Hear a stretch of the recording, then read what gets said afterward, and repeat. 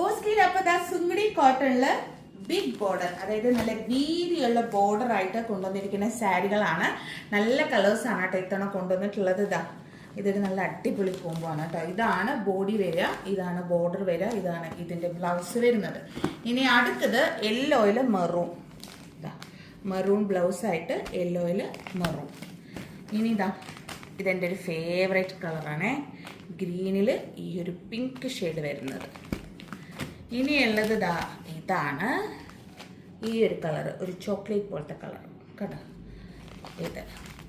ഇനി നമ്മുടെ yellow black big ബോർഡറിൽ കൊണ്ടുവന്നിട്ടുണ്ട് കേട്ടോ.